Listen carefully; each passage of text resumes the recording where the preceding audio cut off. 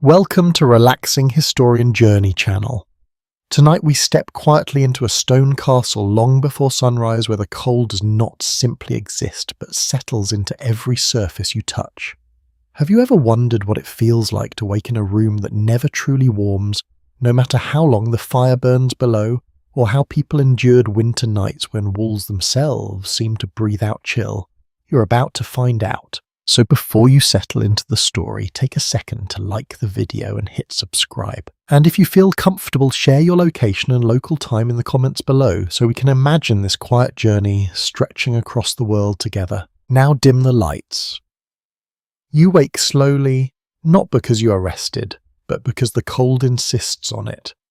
The air presses lightly against your face, sharp enough to keep you hovering between sleep and awareness. Your breath leaves your lips in faint clouds that dissolve into the dimness above. The ceiling is low, dark and silent, yet it seems to hold the night in place. The straw beneath you shifts with a dry whisper as you move. It is uneven, packed from many nights of use and faintly scented with dust and something older, something that never quite leaves. Your blanket, thin and rough, clings to you with stubborn resistance as if it understands what waits beyond its edges. You hesitate before moving further. Just a moment longer! Around you others are still. You can hear them in small ways, a quiet breath here, a soft rustle there. The faint sound of someone shifting deeper into their layers. The room holds many bodies, each one contributing a trace of warmth, yet it never feels like enough. A well-known detail of medieval life reveals that servant quarters were often crowded with multiple people sharing limited space to conserve warmth. You are living inside that reality now, feeling how proximity helps but never fully protects. You draw a slow breath. The air is cold but not biting, not yet. It settles into your chest with a steady weight, reminding you that the night has not completely released its hold. Somewhere far above, beyond stone and timber, the sky is beginning to change, but here that shift arrives slowly. You begin to sit up. The blanket slides from your shoulders and the cold reaches in at once, precise and immediate. It finds your neck, your wrists, the edges where cloth does not quite meet skin.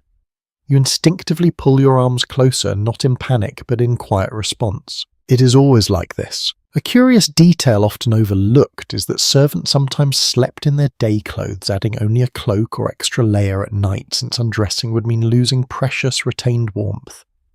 You feel that choice now in the stiffness of fabric against your body, already cool, already carrying the memory of yesterday's chill. You shift your feet onto the floor. The contact is unmistakable. Cold. It rises through the thin soles beneath you, not sharp enough to shock, but steady enough to remind you where you are. Stone does not forgive warmth so easily. It holds on to cold with patience. For a moment you remain still, listening. There is a sound beyond the room, very faint. A distant movement, perhaps someone earlier than you. Perhaps a door somewhere opening and closing with care. The castle is never entirely asleep. Even in these hours, it breathes in slow, hidden ways. You stand carefully adjusting your balance as your body responds to the temperature. Muscles feel slower, not weak, just reluctant, as though they must be persuaded into motion. Your hands move automatically. You pull your outer layer closer around your shoulders, tucking it in where you can.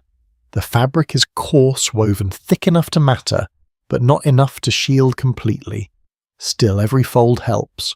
Historians still debate how effective these layered garments truly were in harsh winters, as surviving records describe both endurance and discomfort in equal measure.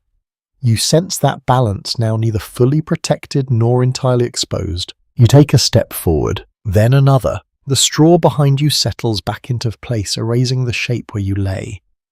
Around you others begin to stir, though slowly, reluctantly, as if each person must negotiate with the cold before committing to movement. A soft cough breaks the quiet. Then another. Not alarming, just present. The air carries a faint dryness mixed with the lingering scent of old smoke that has seeped into everything over time.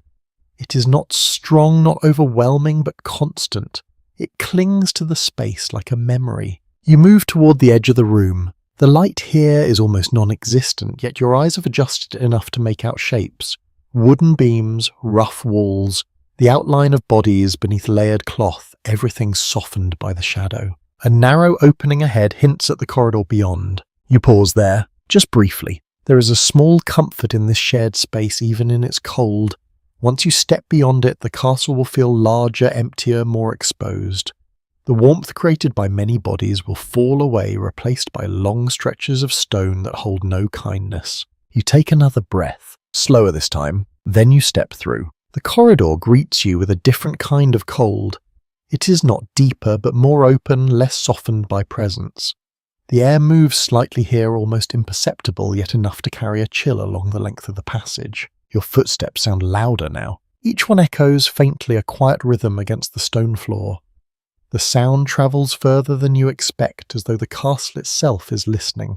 A lesser-known observation suggests that many castles were designed with function over comfort, meaning servant areas often receive the least protection from drafts and insulation.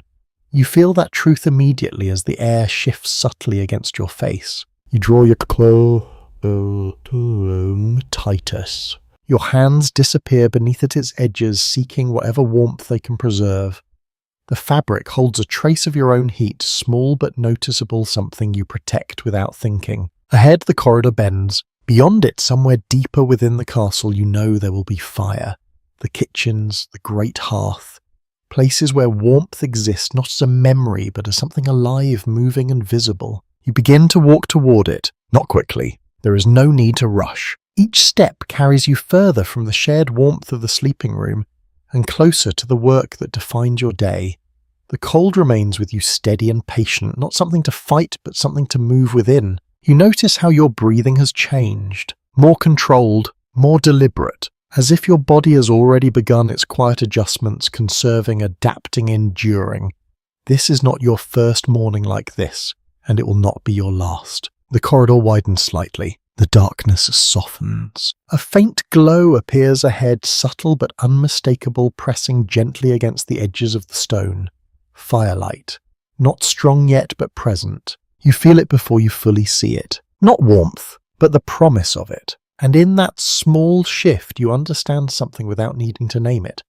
Survival here is not about escaping the cold. It is about learning its patterns, its limits, and your place within it. You continue forward, quietly, steadily. The day has begun. You move deeper into the corridor, leaving behind the shared warmth of sleeping bodies and stepping fully into the quiet logic of store. The walls rise on either side of you, thick and unyielding, their surfaces worn smooth in places by years of passing hands. When your fingers brush them, the sensation is immediate. Cold, not sharp, not sudden, just constant. You let your hand rest there for a moment, as if testing whether the chill might ease with contact. It does not. The stone holds its temperature with a kind of quiet certainty, as though it has no interest in change. It has been cold through the night, and it will remain cold long after the fire has burned itself low again. You withdraw your hand. A single breath leaves you slow and steady. This is something you learn quickly. The castle does not warm the way a smaller home might. Heat does not settle into these walls and linger. Instead, it fades, slipping away into the thickness of the stone, absorbed without trace. A widely accepted understanding of medieval architecture explains that castles were built primarily for defense, not comfort, with walls often several feet thick to resist attack rather than preserve heat. You can feel that purpose now, not as an idea, but as a physical reality pressing quietly against your skin. You continue walking. Your footsteps echo, again soft but persistent, each one returning to you from somewhere just beyond sight. The air feels slightly different here, not because it is warmer, but because it moves in subtle ways. You notice it at your wrists, at your neck, small currents that pass and vanish without warning. Drafts, they are everywhere. A curious detail often mentioned in surviving accounts is how even the smallest gaps in doors, shutters, and stone joints could allow streams of cold air to pass through, creating constant discomfort throughout the castle. You experience that now as a faint shifting along your cheek, as though the air itself is searching for a way in. You pull your cloak tighter again. It helps. A little. Your breath continues to form in soft clouds before you each exhale, visible for just a moment before fading. It gives the air a texture, something you can see as well as feel. You watch it without thinking, noticing how it lingers slightly longer in the stiller corners, then disappears more quickly where the air moves. You pass a narrow slit in the wall, a window, if it can be called that. The opening is small, designed more for defense than light, and it allows only a thin suggestion of the outside world to enter. The sky beyond is pale, not yet bright, but no longer fully dark. The light that filters through is weak, almost hesitant, and it does nothing to warm the space it touches. You pause there, just briefly. The stone around the opening feels even colder, as if the outside air presses directly against it. You can almost imagine the frost forming along its edges during the deepest hours of night, clinging to the surface until the first weak light begins to loosen its hold. Historians still question how much frost accumulated inside castle interiors during severe winters, as records vary between regions, but many descriptions suggest that ice could form on interior walls under certain conditions. You glance at the stone, half expecting to see it, but today it is only cold, not frozen. You move on. The corridor bends again, and as it does, the faint glow ahead becomes slightly stronger. You can see the difference now, not just in brightness, but in colour. The light shifts from pale grey to a warmer tone, flickering gently against the stone. Fire is near. You feel a small sense of relief, not excitement, not comfort, just the quiet recognition that something will change, even if only slightly. Your steps carry you forward, and with each one the air alters just enough to notice. It is still cold, but less still. There is a subtle layering now, a difference between the deeper chill of the walls and the faint warmth drifting outward from somewhere ahead. You pass another doorway. This one is open. Inside, the space is darker, unused at this hour, and the cold seems to gather there more heavily, as though it prefers stillness. You do not linger. There is nothing to gain from stepping into that pocket of deeper chill. You continue. A soft sound reaches you. At first it is difficult to place, then it becomes clearer. A faint crackle, a shifting of something light and brittle, the sound of fire still small but alive. You slow slightly.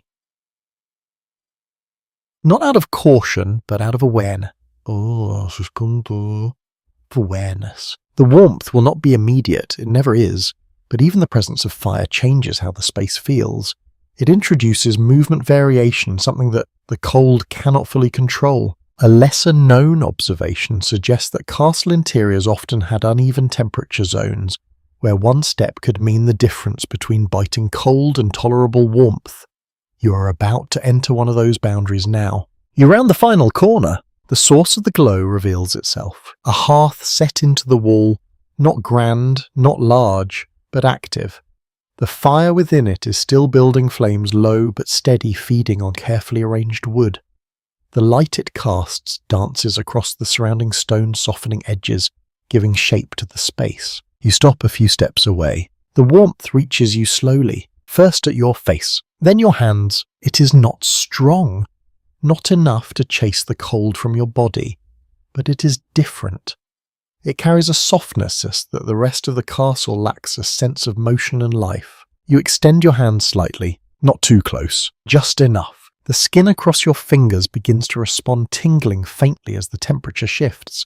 It is a subtle sensation, easy to overlook, but after the steady cold of the corridor it feels almost significant. You breathe in. The air smells different here. Smoke, yes, but fresher. Mixed with the faint scent of burning wood, something earthy and dry. It fills your lungs more gently than the stale air of the sleeping room, though it carries its own weight. A quirky detail sometimes noted is that servants often became accustomed to the constant presence of smoke to the point where its absence could feel unusual rather than its presence being uncomfortable. You sense that familiarity now, not as irritation, but as part of the environment itself. You remain there for a moment, still. The fire continues its quiet work, consuming, transforming, offering what little warmth it can to the vastness of the castle. Around it, the stone remains unchanged, absorbing the heat without returning much of it. You understand this balance. The fire gives, the stone takes, and you exist somewhere between the two. You lower your hands. The warmth fades slightly as you do, but not completely. A trace of it remains held within your skin, something you carry with you as you prepare to move again. There is more to do. There is always more to do. But for now, in this small pocket of shifting air and flickering light, you allow yourself a brief pause. Not long enough to forget the cold, but long enough to remember that warmth even here is possible. You turn your head slightly, looking back toward the corridor you came from. Already it seems darker, colder, as if the fire behind you creates not just warmth, but contrast, revealing how much the rest of the castle holds onto the night. You face forward again. Your breath steadies, and with that quiet adjustment you prepare to continue carrying what little warmth you have gained into the next stretch of stone. You remain near the hearth for only a short while, just long enough for your fingers to soften and your breath to slow into an easy rhythm. The warmth does not settle deeply, but it leaves a faint trace, something you carry as you step away from the fire once more. The corridor ahead waits unchanged, ready to draw that warmth back out of you with quiet patience. You begin to move again, not hurried, not reluctant, simply continuing. Your hands reach for the edges of your clothing, adjusting what you wear with small practiced movements. The layers matter. You feel that truth each morning, not as theory, but as necessity. Every fold, every overlap, every piece of cloth becomes part of a careful system that stands between you and the cold. A widely accepted detail of medieval life shows that wool was the most common insulating material, valued for its ability to trap air and retain heat even when slightly damp. You feel that quality now in the rough texture against your skin, the way it holds a faint pocket of warmth close to your body. Beneath it linen, less war-giving, cooler, but necessary. You shift your shoulders slightly, settling the weight of the garments more evenly. The fabric does not move easily. It resists in small ways, stiff from use and from the lingering cold of the room where it rested overnight. You pull your outer layer tighter, then adjust it again. There is a rhythm to this, a quiet sequence of movements repeated each day until it becomes instinct. You tuck the cloth at your wrists, ensuring fewer gaps where air might slip through. You smooth the front, overlapping one side over the other, creating a thicker barrier across your chest. It is not perfect, but it is enough. For now, a lesser-known detail suggests that servants often wore multiple thin layers, rather than one heavy garment, since layering allowed better adjustment throughout the day as they moved between warmer and colder spaces. You sense that flexibility now as you shift, noticing how each layer responds slightly differently to your movement. You take a slow breath. The air moves through the fabric, filtered, softened just enough to feel less sharp. It still carries the cold, but it no longer reaches you directly. You step forward. The corridor greets you again with its steady chill, but you notice something has changed. The cold feels more distant now, less immediate against your skin. The layers you wear create a small separation, a thin space where warmth lingers, fragile but present. You glance down at your hands. The fingers are no longer stiff. Not entirely. The skin has regained a slight softness, a faint responsiveness that makes movement easier. You flex them gently, testing that change, then let them rest once more within the folds of your clothing. The sound of footsteps reaches you from somewhere ahead, soft, measured. Another servant. You do not see them yet, but you recognize the pattern. The castle is waking slowly, each person emerging into the cold in their own time and each one carrying out the same quiet adjustments. You pass beneath a low beam. The wood above you creaks faintly, a subtle reminder of the structure that holds everything together. The sound is familiar, not alarming, just part of the background of this place. A curious observation from historical records notes that clothing in colder regions was often patched and reused many times, with garments gaining layers of repair that added both weight and insulation over time. You can feel those repairs in the uneven thickness of your sleeves, in the places where the fabric is slightly heavier, slightly more protective. You're just one of those sections now. A small tear has been reinforced there, the stitching rough but effective.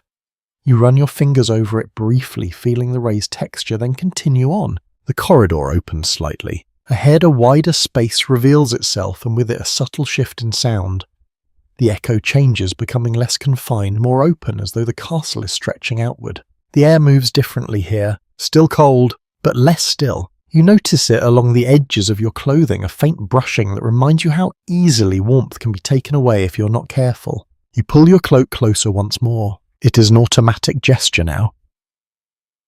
Now, one you no longer think about. Historians still debate how much awareness individuals had of heat conservation in daily life, but the repetition of these small actions suggests a deep practical understanding passed through experience rather than formal knowledge.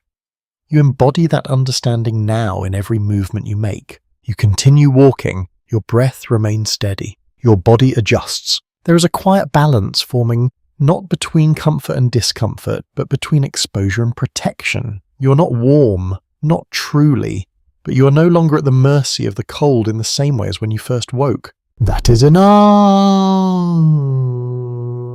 For now, a faint scent reaches you, different from the hearth, heavier, richer. Food. The kitchens are near. You recognize it immediately, not just by smell, but by the way the air shifts slightly warmer, slightly more alive. The difference is subtle but unmistakable. You take another step, then another. The sound of movement grows clearer now. Voices low and quiet, not yet fully awake, but present. The rhythm of work beginning even before the light of day has fully arrived. You pass another servant, briefly. A glance, a nod, no words. There is no need. Each of you understands the same conditions, the same routines, the same quiet effort required to move through this space without losing too much warmth along the way. A quirky tidbit sometimes mentioned is that servants developed personal methods for staying warm, from tucking small scraps of cloth into sleeves to wrapping extra fabric around the torso, in ways not officially prescribed. You feel the presence of such improvisation in your own clothing in the way certain folds sit more tightly, more intentionally. You reach the entrance to the kitchen area. The light here is stronger, the warmth more noticeable, not overwhelming, but real. You pause for just a moment at the threshold. The difference is clear. Behind you, the corridor stretches back into shadow, holding its steady cold. Ahead, the space opens into something more dynamic, shaped by fire movement and human activity. You take a breath. It feels fuller here. Soft air. You step inside. The warmth touches you again, more evenly this time, spreading across your face, your hands, your chest. It does not erase the cold you carry, but it meets, it softens, it balances it. You let your shoulders relax slightly. Not fully, just enough. The day continues, and you move forward within it, wrapped in layers that hold what little warmth you can gather, carrying it carefully moment by moment through the long stretch of winter. You step further into the kitchen space where the air feels fuller, shaped by movement, voices, and the steady presence of fire. The warmth here is not strong enough to banish the cold entirely, but it changes how your body holds itself. Your shoulders loosen slightly. Your hands remain close to your body, though now with less urgency. Around you, others are already at work. You hear the soft scrape of wood against stone, the low murmur of voices not yet fully awake, the occasional crackle from the hearth where flames begin to strengthen. The light here flickers across surfaces, giving everything a sense of motion even when still. You pause near the edge of the room, just briefly. The warmth gathers in layers rising upward, leaving the lower air cooler. You can feel the difference as it brushes your face, then fades along your legs. It is uneven but now noticeable, and you instinctively shift your position, standing where the balance feels most tolerable. A widely accepted observation of castle life indicates that heat from hearths rarely spread evenly through large spaces, often leaving servants to position themselves carefully to benefit from even small pockets of warmth. You find yourself doing exactly that, adjusting your stance by only a step or two, noticing how much that small change matters. You draw a slow breath. The scent here is stronger than before. Smoke certainly, but also something else. Fat warming in a pan. Bread beginning to heat. The faint sweetness of something stored and now brought back into use. It fills the air in a way that feels grounding, almost reassuring. The smell lingers in your chest, not sharp but present, as though it belongs here just as much as the stone and the fire. You glance toward the hearth. Flames climb higher now, fed by fresh wood. The light they cast is more confident, pushing back the dimness that lingered earlier. You watch it for a moment, noticing how the shapes shift, how the fire seems to move with intention, though you know it does not. You move closer, not too close, just enough. The warmth reaches you again, this time more evenly across your front. It spreads slowly, not in a rush, but in a steady, controlled way that your body seems to recognize and accept. You hold your hands out slightly. The skin responds at once, a soft tingling, a quiet release. You do not linger. You cannot. There is work waiting, but even a few moments like this matter. Less commonly mentioned accounts suggest that servants learn to take advantage of brief intervals near heat sources, using short pauses rather than long rests to maintain their strength throughout the day. You find yourself following that pattern without needing to think about it. You step back. The warmth fades, but not completely. It leaves behind a faint memory within your skin, something you carry with you as you turn away from the hearth. The room continues to fill. More servants arrive, each one bringing with them a trace of the cold from the corridors beyond. You can feel the air shift slightly as they enter a subtle mixing of temperatures that changes the space in small ways. You move toward a bench along the wall. There a few others have gathered, adjusting their clothing, tightening layers, preparing themselves for the hours ahead. You join them, not speaking, but sharing the space. The closeness matters. You feel it at once. The air between you is slightly warmer, held in place by bodies rather than lost to the open room. It's not enough to create comfort, but it reduces the edge of the cold just enough to notice. You sit. The wood beneath you is cool, but not as unforgiving as stone. You shift slightly, finding a position that allows your clothing to trap as much warmth as possible. A quieter detail found in some records suggests that servants often sat close together during brief pauses, not for conversation, but to share body heat in subtle, practical ways. You experience that now in the faint warmth at your side, the presence of another person, reducing the cold in a way that no garment fully can. You pull your cloak tighter once more, then settle. The sounds around you continue. A pot is lifted. Water moves. Someone crosses the room quickly, their footsteps sharp against the floor before fading again. You remain still. Still. Just for a moment. Your breathing slows. In, out. You notice how your body feels different now compared to when you first woke. The stiffness has eased slightly. Your movements are smoother, less resistant. The cold is still there, but it no longer defines every sensation. It is something you exist within rather than something pressing against you from all sides. You glance at the others beside you. Their movements mirror your own in small ways. Hands tucked into sleeves, shoulders drawn inward, heads lowered slightly, conserving warmth without thinking about it. There is a quiet understanding here, not spoken, not acknowledged, but shared. You shift your position slightly, moving closer to the group. The difference is immediate, small, but real. The warmth increases just enough to notice. You allow yourself a single brief pause, then another breath. Some scholars continue to examine how communal living influenced survival in harsh climates, noting that shared space often played as significant a role as clothing or fire. You can feel that principle now not as an abstract idea, but as a physical reality shaping your experience. You rise. Slowly, the moment of rest ends. It always does. You adjust your clothing again, smoothing the layers, ensuring nothing has shifted out of place. Every detail matters. A loose fold, an exposed wrist, a gap at the collar. Each one can allow the cold to return more strongly than before. You check without thinking, then step away from the bench. The warmth you gained lingers faintly, but you know it will not last long once you move back into the wider spaces of the castle. Still, it is enough to carry you forward. You take a step, then another. The air changes again as you move, becoming cooler, less held, more open. The fire remains behind you, its presence fading with distance, though its memory stays with you for a while longer. You do not rush. There is no need. You move with steady purpose, wrapped in layers, shaped by routine, guided by a quiet awareness of how to keep yourself from losing more warmth than necessary. The day continues to unfold around you, and you remain within it, adapting, adjusting, and enduring in ways that feel almost natural now, though they never truly become easy. You leave the bench behind and move toward the heart of the kitchen where the work gathers, and the fire becomes more than a comfort. It becomes a responsibility.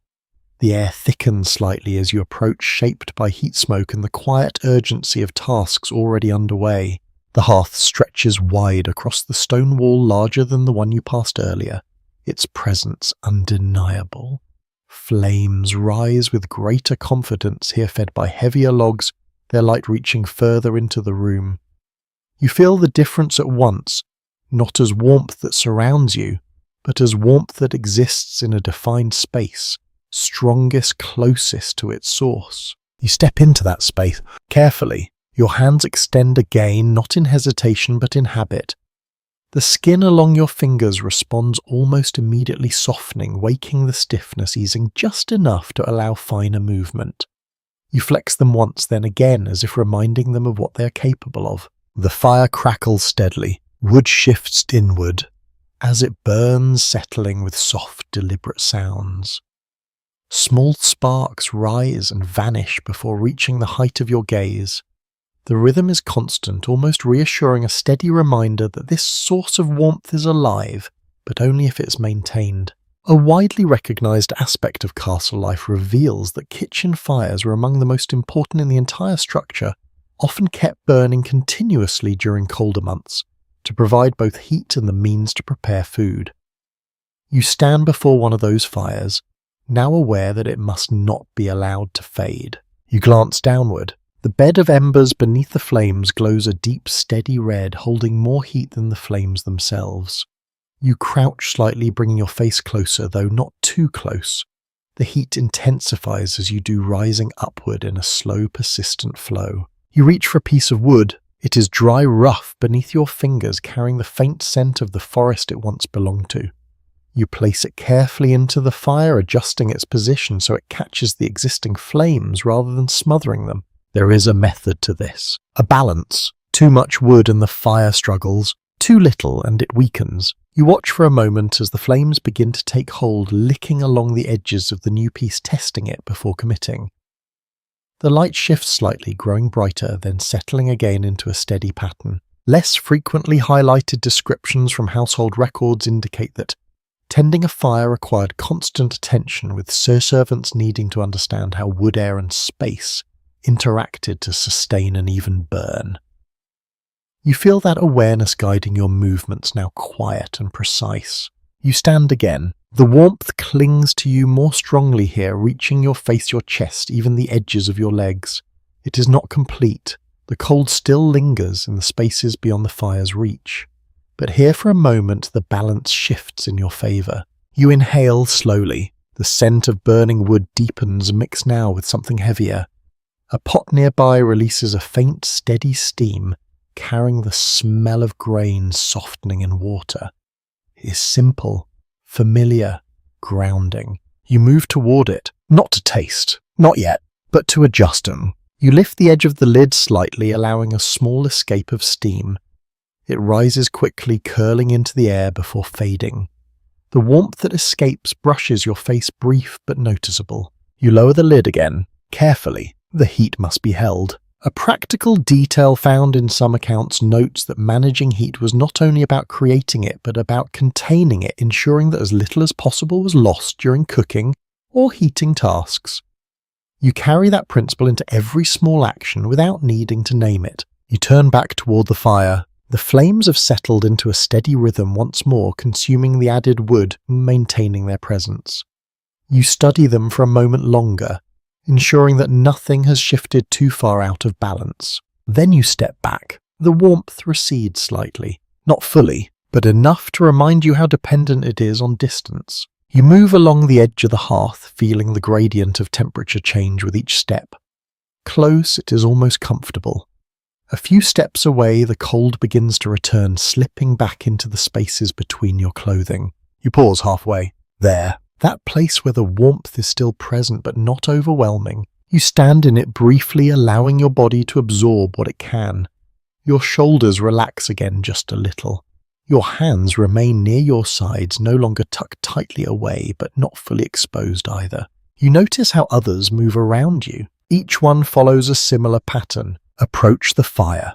Pause. Adjust. Step away. Return when needed. It's a quiet cycle repeated throughout the day, shaping how warmth is gathered and preserved. A curious observation drawn from lived experience rather than written instruction suggests that these movements became almost instinctive over time, with servants learning to navigate heat as fluidly as they navigated space. You feel that instinct forming within you now, guiding where you stand, how long you remain when you move again. You step back once more. The cold greets you again, not harsh, not sudden, but steady. You accept it without resistance. There is no use in pushing against it. Instead, you carry what warmth you have gathered, holding it close, allowing your layers to do their work. You glance toward the corridor beyond the kitchen. It waits, quiet, unchanged. You know you will return to it soon. Moving between these warmer and colder spaces again and again, each transition requiring adjustment, awareness and care. You take one final breath near the fire. Deep, measured, then you turn away. The warmth fades gradually as you step further from the hearth, replaced once more by the familiar coolness of the castle's interior. Your body responds in small ways, drawing your cloak closer, shifting your posture, conserving what it can. The work continues, and you move within it, carrying the fire with you, not as heat that surrounds you, but as something remembered, something briefly held, something you will return to again and again throughout the long winter day. You move along the edge of the hearth, leaving the strongest warmth behind as your task shifts. The fire continues its steady work without you for now, but what it leaves behind matters just as much as the flames themselves. Beneath the dancing light, the bed of embers glows with a deeper intensity, quieter, more enduring. You crouch again. Slowly, the heat rises toward you, softer than the flames above, yet more constant. It does not flicker. It does not shift quickly. It holds its place, radiating a steady warmth that lingers longer than anything else the fire produces. Your hands hover above it, careful, measured. The sensation is different here. Less sharp, more even. It spreads across your skin without sudden change, allowing you to feel it settle gradually into your fingers. You reach for a tool nearby, a simple iron rod, cold at first touch, then warming slightly as you hold it. You use it to adjust the embers, drawing them closer together, tightening their formation so the heat gathers rather than disperses. Small fragments shift, glowing brighter as they move, then dimming again once settled. There is precision in this, quiet, deliberate care. Some household records suggest that embers were often more valuable than open flame, as they could be preserved and carried, allowing fire to be transferred rather than constantly recreated. You understand that now, in the way you treat them not as remnants, but as something essential. You lean closer, not too close. The warmth reaches your face again, steady and calm. It carries with it a faint scent less sharp than burning wood, more subtle, almost earthy. The air feels thicker here, as though it holds on to the heat rather than letting it pass freely. You take a slow breath, then another. The rhythm steadies you. Around you, the kitchen continues its quiet motion. Footsteps pass behind you. A pot is lifted, set down, moved again. The sounds blend into a soft pattern, consistent, unhurried, forming a background. And that never fully disappears. You gather a small portion of embers. Carefully, using a shallow metal container, you lift them from the hearth, ensuring they remain close together.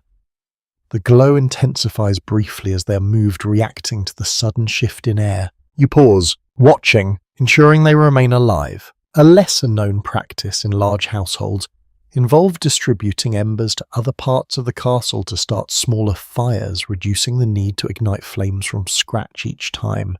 You carry that responsibility now, holding a piece of the hearth's warmth within your hands. You rise, slowly. The container feels heavier than it looks, not because of its weight, but because of what it holds. Heat rises from it in soft waves, brushing against your fingers, your wrist, your face. You adjust your grip, steady, balanced. You begin to walk, each step measured. The warmth travels with you now, no longer tied to the hearth alone. It creates a small space around your hands, a pocket of heat that contrasts with the cooler air of the room. You move toward the corridor. The moment you step beyond the immediate reach of the hearth, the difference is clear.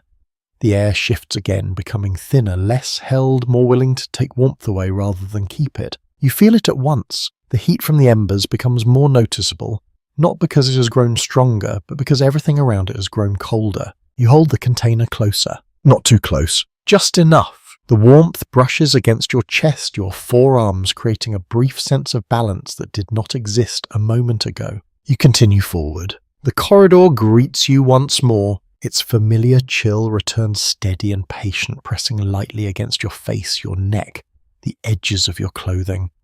Yet now you carry something within it that changes how you experience it. The embers glow, quietly, persistently. You glance down at them. The light they give is faint but real. It flickers gently with your movement, casting small shifting shadows along the edges of the container. You adjust your pace, not too fast. Air movement matters. Too quick and the embers might weaken. Too slow and the warmth fades before it reaches where it is needed. You find a steady rhythm. Step, then another. Your breath remains controlled, matching your movement. The air you draw in feels cooler here, slipping through the layers you have arranged so carefully. Yet the warmth you carry offsets it just enough to maintain a quiet balance. There is a particular awareness in this moment, not tension, not strain, just focus. Some scholars continue to examine how much skill was involved in maintaining fire across large structures, noting that it required attention timing and an understanding of airflow that was rarely written down. You embody that skill now, not through instruction but through practice.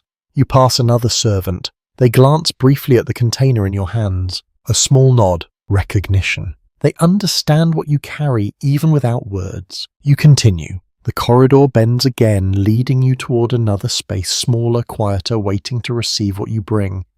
The air grows stiller here, less disturbed by movement, allowing the cold to settle more heavily. You feel it pressing in, gradually. But the embers remain, their warmth steady, their presence certain. You reach the doorway. Pause. Then step inside. The room is dim, unused at this hour, holding the cold more deeply than the spaces where people move more often. You kneel slightly, placing the container carefully upon the stone surface prepared for it. You wait, watching. The embers glow, then shift, then settle. You add a small piece of kindling, thin, dry, placed just above the heat. For a moment nothing happens, then a faint thread of smoke, then a small tentative flame. It catches slowly, carefully. You remain still, allowing it to grow at its own pace. The light strengthens barely at first, then more clearly pushing back the dimness of the room in soft increments. You feel the change, subtle but real. The cold does not disappear. It never does. But it moves, just slightly, making space for something else. You sit back, just for a moment, watching the flame take hold, knowing that what you have carried has become something new, something that will now sustain itself if tended properly. You take a slow breath, then rise. The work continues, and you move on, leaving behind a small growing source of warmth ready to repeat the process again, carrying heat through stone, through air, through the quiet persistence of winter. You step back into the corridor, leaving the small flame behind as it begins its quiet growth. The door remains open just enough to allow the new fire to breathe just enough to ensure it does not fade too soon. Behind you, the light flickers softly, already less visible with each step you take. The cold returns, not suddenly, not harshly, but steadily. It wraps around you again, settling into the spaces your clothing cannot fully protect. Yet this time something feels different. You have carried warmth, shaped it, left it behind, and in doing so you understand it more clearly. You begin walking. Your steps fall into a familiar rhythm, each one measured, each one conserving energy without conscious effort. The corridor stretches ahead long and dim, its surfaces unchanged, its air still holding the quiet patience of winter. You draw your cloak closer. The fabric responds with a soft resistance, folding over itself, creating another layer between you and the air. You adjust it once more at the shoulders, ensuring it sits evenly, minimizing the spaces where cold might slip through. A commonly accepted detail indicates that castle corridors were often poorly insulated, with large volumes of air and minimal barriers allowing cold to circulate freely. You experience that reality now not as a sudden discomfort, but as a continuous presence that never fully recedes. You pass beneath another archway. The sound of your footsteps shifts slightly, echoing differently in this wider space.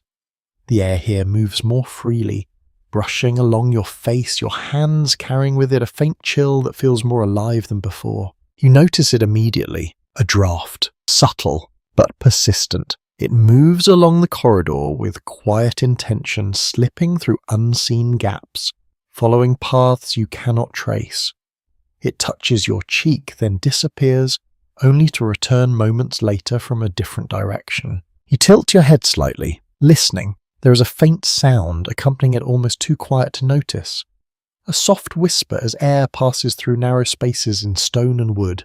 It's not constant, but it repeats often enough to become part of the background. Some surviving descriptions hint that even well-built castles could never fully prevent drafts, as small openings and structural joints allowed air to pass through regardless of effort. You feel that truth now in the way the corridor never quite settles into stillness. You continue forward, your breath remains steady, visible again. Each exhale drifts outward, shaped slightly by the movement of the air, bending and dissolving in subtle patterns.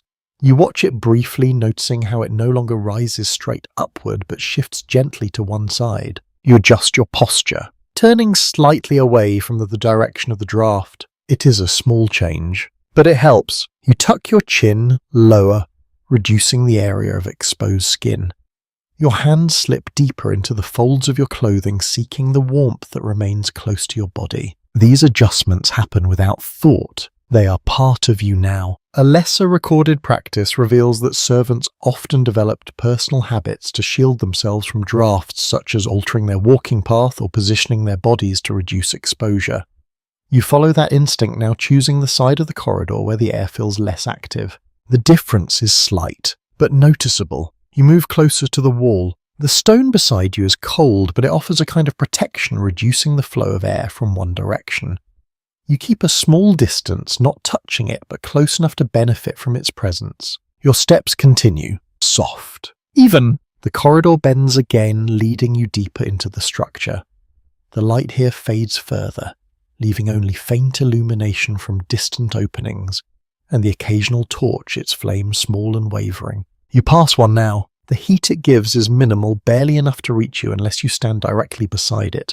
Still, you feel it as you move past a brief, almost imperceptible shift in temperature. You do not stop. There is no need. The warmth is too slight to matter for long. You continue on. The sound of movement reaches you again, though, faint and distant. Somewhere further ahead, others are working their presence, marked by the occasional echo of footsteps or the soft clatter of objects being moved. You follow that direction, not because you must, but because you know that where there is activity, there is often warmth. Your breathing remains controlled, in, out. The rhythm anchors you, keeping your body steady as the environment shifts around you. Ongoing academic discussion considers how much awareness medieval servants had of airflow patterns within castles, with some suggesting that repeated exposure led to an intuitive understanding of where warmth could be found and where it would be lost. You sense that understanding guiding you now, shaping your path without conscious thought. You take another turn. The corridor narrows slightly. The air changes again. Less movement, less movement. More stillness. The cold feels heavier here, settling into the space as though it has been undisturbed for hours. You notice it at once, the way it presses more evenly against your clothing, lacking the shifting quality of the drafts you passed earlier. You slow your pace, not out of hesitation, but awareness. The difference matters. You adjust your cloak again, pulling it tighter across your chest, ensuring that the front remains sealed against the air. Your shoulders draw inward slightly, conserving heat, maintaining the small pocket of warmth you have carried this far. You continue, step, then another. The corridor ahead begins to show a faint change in light, not as strong as the kitchen, but enough to suggest another space, another source of activity. You feel a quiet anticipation, not excitement, just recognition. You are moving from one environment to another, each with its own balance of cold and warmth, each requiring its own adjustments. You reach the edge of the corridor. Pause. Then step forward. The air shifts once more, and you carry yourself into its steady, deliberate, shaped by everything you have learned in these early hours of the day. You step into the next passage where the air feels unsettled in a different way. It is not simply cold here, it moves, it searches. It slips through spaces that seem too small to notice, yet wide enough to carry a steady chill across your skin. You feel it at once, along your neck, across your wrists. At the edge of your collar, you pause for a brief moment, letting your body register the direction of it. The current is faint, but it repeats, returning again and again from the same angle, brushing past you as though it has chosen this path long before you arrived. You turn slightly, not much, just enough. The difference is immediate, small, but real. The cold no longer strikes directly. Instead, it glides past you, losing some of its force as it moves along the folds of your clothing. You adjust your cloak, pulling one side higher, tucking it beneath your chin, securing it with a quiet precision that comes from repetition rather than thought. A commonly accepted detail indicates that castle doors and shutters rarely sealed completely, leaving thin gaps that allowed outside air to enter continuously, especially during winter. You experience that now as a steady thread of cold moving through the corridor, not strong enough to push you back, but persistent enough to shape how you stand and move. You take a slow breath. The air feels sharper here, cleaner. It carries less of the smoke and warmth from the kitchen, replaced by something thinner, more exposed, as though it has travelled directly from outside without interruption. You glance toward the wall. There is a door nearby, closed, but not fully sealed. You can see the faintest line of light at its edge, pale and narrow, pressing through the gap where wood meets stone. The draft flows from there, slipping inward with quiet determination. You step closer, carefully. The air grows cooler with each step, brushing more strongly against your face, your hands finding every small space in your clothing. You stop just short of the door. There is no need to open it. You already understand what lies beyond us. Snow, wind, open space. You can almost feel it without seeing it. Some surviving descriptions hint that servants often identified draft sources, quickly learning to avoid lingering near doorways unless necessary, since those areas could feel significantly colder than surrounding rooms. You shift your weight now, preparing to move away rather than remain, but first you adjust again. Your hands move to your sleeves, pulling them further down over your wrists. The fabric tightens slightly, creating a more complete barrier. You press your arms closer to your body, reducing the surface exposed to the moving air. These are small actions, but they matter. You step back. The difference returns at once. The cold lessens. The air steadies. You feel it in the quiet space around you, where the movement slows, where the chill settles rather than travels. You turn and continue down the corridor. Your pace remains even, your movements controlled.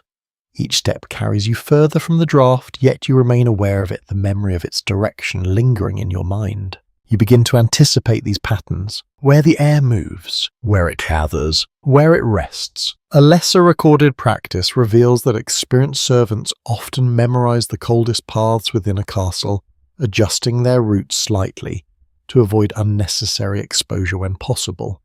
You follow that instinct now, choosing a line of movement that keeps you closer to the inner wall, away from openings and gaps. The corridor curves gently. The air shifts again. Less movement now. More stillness. You feel the change along your face, the absence of that steady brushing that marked the earlier space. The cold here feels quieter, more settled, as though it has found a place to remain. You exhale slowly. Your breath rises and fades. Straight upward this time, no longer pulled to one side. You notice the difference. Subtle, but clear. You continue walking. The stone beneath your feet remains firm, unchanged, carrying the same steady chill through your soles. Yet your body responds more easily now. The stiffness that greeted you at the beginning of the day has softened further, replaced by a quiet readiness. You pass another opening, this one uncovered, a narrow slit into its wall. Light filters through, pale and distant, illuminating only a thin strip of the corridor floor. You glance at it briefly, noticing how the air near it feels slightly cooler, touched by the outside in a way that the deeper interior is not. You do not stop. There is nothing to gain from standing there. You move on, Ongoing academic discussion considers how castle design unintentionally created complex airflow patterns, with corridors acting as channels that directed cold air through the structure. You experience that complexity now, not as something studied, but as something felt with each step. You round another corner. The space ahead opens slightly, revealing a broader passage where the ceiling rises just a little higher. The air here feels different again, not warmer but less confined, allowing the cold to disperse more evenly. You step into it. The change is immediate. The chill no longer presses from one direction. It surrounds you instead, gentle, consistent. You adjust your posture once more, pulling your shoulders inward, conserving what warmth you carry within your layers. You continue forward. The sound of your footsteps echoes more clearly here, travelling further before returning. It creates a soft rhythm that accompanies you, steady and predictable. You listen to it for a moment, then let it fade into the background. The castle continues to unfold around you, each space offering a slightly different balance between cold and warmth, movement and stillness. You move through it with growing awareness, no longer reacting but anticipating, adjusting before the cold can take more than it needs. You take another breath, then another. The air remains cool, but you remain steady within it, and so you continue navigating the unseen currents of the castle, learning not just how to endure them, but how to move alongside them with quiet understanding. You step into the great hall, and at once the space opens around you in a way the corridors never allow. The ceiling rises high above, disappearing into shadow, supported by heavy beams that hold both structure and silence.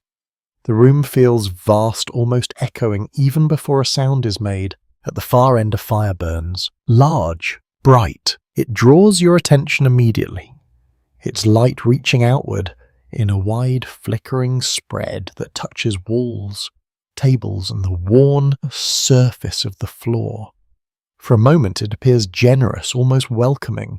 You take a few steps inside.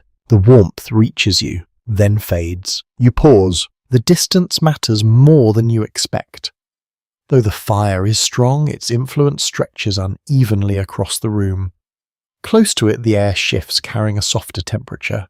But here where you stand, the cold still lingers, quiet and patient. You take another step forward, then another. The warmth increases slightly, brushing against your face, your hands, but never fully settling. It feels like something just beyond your reach, something you can approach but not truly hold unless you stand very close. A widely accepted detail indicates that great halls were designed for gatherings and display, not for efficient heating, which meant that even large fires struggled to warm the entire space. You feel that imbalance now, standing within a room that looks warm but does not fully feel it. You glance upward. The heat rises. You can sense it, not directly, but in the way the air above seems softer, less sharp. It gathers near the ceiling, leaving the lower space cooler where you remain. You draw a slow breath. The scent here is layered. Smoke drifts upward from the fire, mingling with the faint smell of wood-old fabric and something else. Something worn into the room over time. It is not unpleasant, but it is constant, filling the space in a way that feels permanent. You move closer to the fire, carefully. The floor beneath you changes slightly smoother in places where many feet have passed, worn down by years of movement. Your steps echo faintly, each sound travelling outward before fading into the vastness of the hall. You stop again. Here the warmth is clearer. It reaches your hands, your face, even the front of your legs. But your back remains cool, the cold pressing gently against you from behind, reminding you that the fire warms only one side at a time. You turn slightly, seeking balance. The warmth shifts across your body, never fully surrounding you, always requiring adjustment. Some surviving descriptions hint that servants often position themselves carefully in great halls, rotating their bodies near fires to distribute warmth more evenly. You find yourself doing exactly that, turning just enough to allow each side to receive what little heat is available. You extend your hands. The sensation returns, a soft tingling, a gradual easing. You hold them there briefly, then lower them again, knowing that staying too long is not an option. Others move through the hall. You notice them at the edges of your vision, carrying objects crossing from one side to the other, each one following a path shaped by purpose. Their movements are quiet, efficient, rarely lingering near the fire unless necessary. You step aside as one passes, a brief glance, a shared understanding, no words. A lesser recorded practice reveals that servants often avoided gathering too closely around fires and shared spaces, since work took priority, and access to warmth had to be brief and evenly distributed. You feel that expectation now guiding how long you remain, how close you stand when you step away. You move along the edge of the hall. The warmth fades again, gradually. You notice it first at your hands, then along your face, then across your chest. The cold returns not as a sudden force, but as a quiet replacement filling the space the warmth leaves behind. You pull your cloak tighter. The motion is automatic. You pass a long table. Its surface is cool, marked by use, its edges worn smooth by countless hands. You run your fingers lightly along it as you walk, feeling the contrast between the faint warmth you carried and the steady chill of the wood. You continue. The hall stretches further than you expect, its far corners dim, touched only lightly by the fire's reach. Shadows gather there, soft but deep, holding the cold more firmly than the open space near the centre. You glance toward one of those corners. It feels different, heavier. Still, you do not move toward it. There is no reason to. You remain within the more active space where movement, light, and the distant fire create a slightly more forgiving environment. Ongoing academic discussion considers how much of the heat from large hearths was effectively used, with some interpretation suggesting that a significant portion was lost upward or into surrounding stone rather than warming people directly. You sense that loss now in the way the fire burns strong yet offers only limited comfort. You take another breath. The air remains cool, but not as sharp as before. You adjust your stance again, briefly turning your back toward the fire, allowing the warmth to reach that side of your body. It is a small change, but it brings a momentary balance, a sense of evenness that quickly fades as you move again. You step away. The warmth slips from you once more. You do not resist it. You have learned not to. Instead, you carry what little you have gained, holding it within your layers, letting your clothing do its work as you continue across the hall. Your footsteps remain steady. Your breathing calm. The space around you vast yet familiar now, its patterns beginning to reveal themselves through repetition. You move toward the far side, toward another corridor, toward another shift in temperature. The fire remains behind you, its light still visible, its warmth still present but no longer within reach. And so you continue navigating a room that appears generous but offers only fragments, learning once again that in this place warmth is never constant, only borrowed. You leave the great hall behind, stepping once more into a narrower passage where the echoes soften and the air settles into a quieter rhythm. The warmth from the distant fire fades quickly, slipping from your clothing as if it had never fully belonged to you. The cold returns, steady, familiar, but not unwelcome. You move forward with the measured steps, your body already adjusting your shoulders, drawing inward slightly as your cloak folds closer around you. The corridor curves downward, leading you toward a part of the castle that feels different, less formal, less open, more grounded. You notice it first in the scent, faint, earthy, mixed with something warm. You follow it. The air changes as you descend, becoming heavier, less influenced by the drafts that move through the upper corridors. It holds a stillness that feels almost protective, as though the cold has fewer paths to travel here. You reach the bottom, pause, then step into a low, dim space. The light is softer here, not from a large fire, but from smaller sources contained and close. The walls feel nearer the ceiling, lower, the air thicker. It carries a quiet warmth, not strong but more consistent than in the vast rooms above. You take a slow breath. There is a new scent, stronger now. Animals. High, warm bodies. You move further inside. The shapes begin to form in the dim light outlines of animals resting, shifting, breathing. Their presence fills the space with a kind of life that feels different from the structured movement of the castle above. You stop near the edge, watching, listening. The sound is gentle, slow breathing, occasional movement, the soft rustle of straw. It creates a rhythm that feels calm, almost steadying. You step closer. The warmth becomes clearer. Not sharp, not radiant, but held. It lingers in the air, carried by the bodies around you, sustained without flame. You feel it along your hands, your face, your chest, a quiet contrast to the colder spaces you have moved through. A well-established view suggests that in some castles' lower levels or attached areas, housing animals provided an additional source of warmth as the heat from living bodies helped raise the surrounding temperature slightly.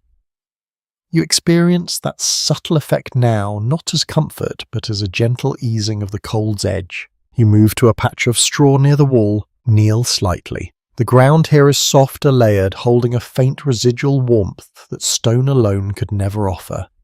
You press your hand into it briefly, feeling the difference, the way it yields, the way it retains a trace of heat. You sit, just for a moment. The warmth gathers around you more evenly here. It does not rise and fade like fire. It remains steady, shaped by the space, by the presence of the animals, by the enclosed nature of the room. You draw your cloak closer, not out of urgency, but out of habit. Your breathing slows. In, out! The rhythm of the space begins to influence you, the quiet repetition of sound and warmth creating a sense of stillness that feels deeper than before. A rarely mentioned custom reveals that servants sometimes sought brief refuge in these shared spaces, not for rest, but to take advantage of the more stable warmth when possible. You find yourself doing the same, allowing your body a short pause within this gentler environment. You glance toward the animals. Their movements are slow, unhurried, unaffected by the routines that guide your own day. They exist within the cold differently. Their bodies adapted, their warmth self-contained. You observe them quietly, then shift your position slightly. The straw beneath you rustles. The sound is soft. You adjust your leg bows, tucking them closer, allowing your clothing to trap more warmth. The difference is small but noticeable, a reminder that even here where the cold feels less sharp, you must remain aware. Some peer-reviewed accounts describe how proximity to animals was not always a matter of comfort, but of necessity, especially during the coldest months, when every source of warmth became valuable. You sense that practicality now, the absence of sentiment replaced by quiet acceptance. You remain for a few more breaths, then rise. Slowly, the warmth lingers as you stand held briefly within your layers before beginning to fade. You adjust your clothing once more, smoothing the fabric, securing the folds, ensuring nothing has shifted during your pause. You take a final look around the space. The light remains low, the air steady, the warmth contained. You turn and move back toward the passage. As you step away, the temperature shifts again, the air thinning, the cold beginning to return in its familiar patient way. Yet you carry something with you, not just warmth, but the memory of a different balance. One that exists without fire, without flame, sustained quietly by life itself. You climb the steps, each one bringing you back toward the upper levels, toward the wider spaces, the moving air, the constant need to adjust and preserve. Your breath steadies again, your steps remain even, and you continue moving between these different worlds within the castle, learning how each one offers its own small advantage against the long reach of winter. You return to the upper levels, leaving behind the steadier warmth of the lower space as the air cools once more around you. The shift is immediate, though not unexpected. Your body adjusts without hesitation, drawing inward, conserving what little heat remains within your layers. The corridor opens into a sequential room. You step in that there is a step outside. The space is quiet, used for rest, but not at this hour. It holds the same stillness as earlier, though now it feels slightly less distant, as if you understand it more clearly.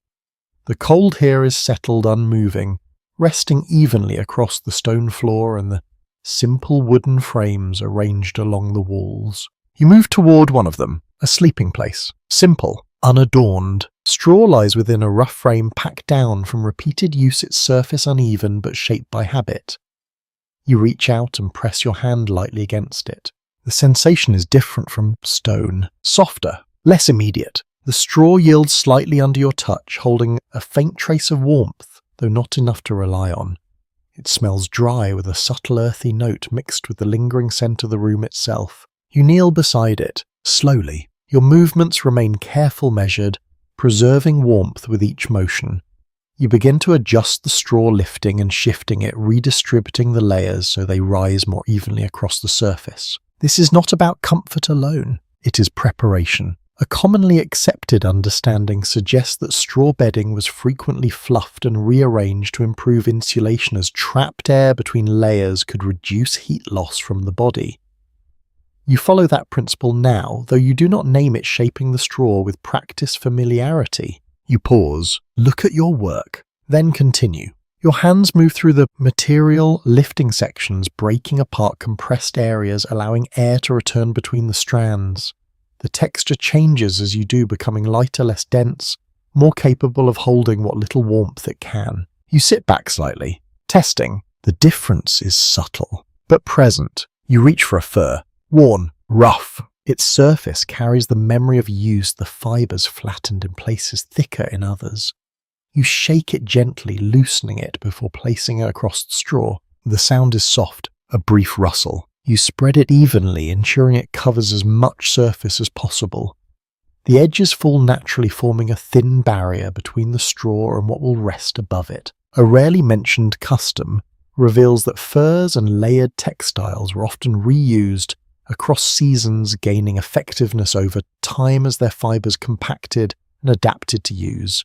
You feel that history within the material, the weight of repeated nights, the quiet accumulation of purpose. You press your hand against it. The difference is clearer now. Still cold, but less direct. You adjust the edges once more, then sit. Carefully. The surface yields beneath you, not fully soft, but responsive. It holds your weight differently than stone or wood, distributing it across the layers you have arranged. You draw your cloak closer, then lower yourself further. Your body settles. The cold remains, but it meets resistance, now slowed by the materials beneath you, softened by the layers you've created. You lie back, just briefly, testing the space. Your breath rises into the dim air above, steady and calm. The ceiling remains low, unchanged, holding the quiet of the room in place. You feel the contact points, your shoulders, your back, your legs. Each one meets the layered surface, each one receiving a slightly different response. Some areas hold more warmth than others, depending on how the materials sit. You shift slightly, adjusting, finding balance. Some period accounts describe how individuals developed a personal understanding of their bedding, learning exactly how to arrange materials for the best possible insulation during cold nights. You sense that awareness forming within you now, subtle but growing. You sit up again. The warmth you created remains faintly within the space held for a short time before fading. It is not something you can rely on for long, but it is something you can build again when needed. You smooth the surface once more, ensuring it remains ready. Your hands move with a quiet precision, pressing down where needed, lifting where necessary, maintaining the balance you have just created. You rise. Slowly, the cold greets you again as you leave the surface, the air reclaiming what warmth it can. You accept it without resistance, knowing that this space will hold a small advantage when you return later. You glance around the room. Others will use these spaces as well, each one adjusting shaping, preparing in their own way. The room itself remains tenuous, holding these small acts without acknowledgement. Ongoing academic discussion considers how much of medieval survival depended on these repeated practical adjustments rather than large structural solutions.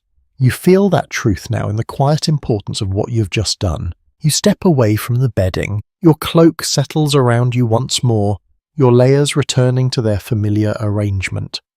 The warmth you gained fades gradually, leaving behind only the memory of how it felt. You move toward the doorway, pause, then step back into the corridor. The air shifts again, cooler, more open. You take a slow breath, then continue, carrying with you not just the knowledge of warmth, but the understanding that even the simplest materials arranged with care can stand between you and the long, quiet reach of winter. You step back into the corridor, leaving the prepared bedding behind, and continue along the familiar path where the air holds its steady chill. The warmth you created in that small room fades quickly now, slipping from your layers as you move, returning you once more to the careful balance between cold and control. Your steps remain even, your breathing calm. Ahead, the corridor bends toward another smaller chamber, one you recognize not by sight alone but by purpose. The air near it feels slightly different, touched by something that does not belong entirely to the surrounding cold. You enter. The room is dim, quiet, still. A small surface sits near the wall, prepared for a task that does not require flame but heat carried in another form.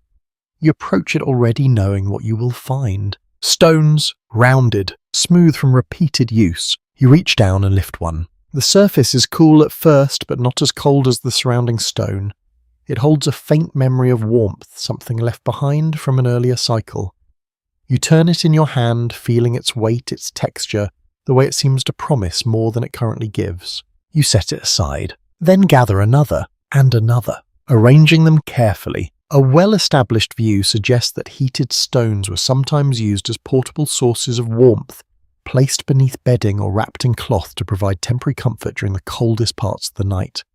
You prepare for that purpose now, though the warmth they will hold has yet to be returned to them. You turn toward the doorway. The hearth lies further along. You move with quiet purpose, collecting the stones into a shallow container, holding them steady as you step back into the corridor once more. The air greets you again. Cool. Consistent. You continue toward the fire. The path is familiar now, your body adjusting automatically to each shift in space, each subtle change in airflow. When you reach the hearth, the warmth welcomes you once more, not as a surprise, but as a known presence. You kneel, carefully. The stones are placed near the edge of the embers, not directly within the flames, but close enough to absorb the heat gradually. You adjust their position, ensuring each one touches the warmth without being overwhelmed by it. There is patience in this. Heat must be gathered slowly, evenly. You remain there watching as the stones begin their quiet transformation. At first nothing changes, then gradually you sense it. The surface shifts, warming under your touch, holding the heat within rather than releasing it at once. You test one lightly. It is no longer cold, not yet hot, but changing. A rarely mentioned custom reveals that stones were often chosen carefully for this purpose, as certain types retained heat longer and more safely than others. You handle them with that same quiet attention, aware that too much heat too quickly could make them unusable. You wait. The fire continues its steady work beside you, the embers glowing, the flames rising and settling in their familiar rhythm. Around you the kitchen moves with its own quiet energy, the sounds blending into a soft background that does not disturb your focus. You turn the stone slightly, ensuring even exposure. Each movement is small, deliberate. You feel the warmth increase beneath your fingers, spreading slowly across the surface, reaching deeper into the stone. It is not immediate, but it is certain. You take a slow breath, then another. Time passes differently here, marked not by urgency, but by change, by the gradual accumulation of heat within something that once held only cold. Some period accounts describe how these warmed objects became essential companions during the night, offering a brief but meaningful source of comfort in otherwise unyielding conditions. You imagine that moment now, the way the stored heat will feel when placed beneath layers, when held close against the body. You lift one stone carefully. The warmth is clear now, not overwhelming, but steady. You hold it for a moment, feeling how it radiates outward, how it carries the fire's presence within it even as you move away. You wrap it in cloth, thick, protective. The fabric absorbs some of the heat, softening it, making it safer to handle while still allowing warmth to pass through. You repeat the process, one stone at a time. Each one lifted, wrapped, set aside. You work with quiet rhythm, your movements steady, your focus undisturbed. The cold remains beyond the reach of the hearth, waiting patiently, but here for now, you shape something that will resist it, if only for a while. Ongoing academic discussion considers how widespread these practices were across different regions, yet the consistency of such methods suggests a shared understanding of how to preserve warmth without constant fire. You feel that shared knowledge in your hands passed through action rather than words. You gather the wrapped stones, hold them close. The warmth presses gently against your arms, your chest creating a small moving space of heat that travels with you as you rise. You step away from the hearth. The temperature shifts at once. The air cools, but the warmth remains with you. Contained, carried. You move back toward the smaller chamber, your steps careful, your grip steady. The heat within the stones does not fade quickly, but it must be used before it does. You enter the room again, place the stones upon the prepared surface, then pause. You look at them, feel the warmth they hold. and understand that this too is part of the quiet system you have learned, the gathering, the storing, the careful use of heat in a place where it never stays for long. You take a slow breath, then turn. The day continues, and you move forward, leaving behind another small defense against the cold, ready to return to it when the night calls for it once more. You leave the small chamber behind the wrapped stones, resting where they will be needed later, and step once more into the corridor. The warmth you carried fades, gradually slipping from your arms as the cooler air settles around you again. Your steps remain steady, your breathing calm. The castle continues to unfold in quiet patterns, each space offering its own balance between stillness and movement, warmth and chill. You move through it with growing awareness, no longer surprised by the shifts, only adjusting as they come. Ahead, the corridor leads toward a different kind of task, one that does not involve fire, one that feels colder. You recognize it before you arrive. Water. You reach the doorway and step inside. The room is simple. Its stone surfaces bear its purpose clear. Containers rest along the walls, some filled, some waiting. The air here feels sharper, less softened by the presence of heat or movement. You approach one of the vessels, pause, then look inside. The surface is still, unmoving. You reach out, your fingers hover just above it, then touch. Cold. The sensation is immediate, stronger than the air, stronger than the stone. It travels quickly through your skin, up your hand into your arm.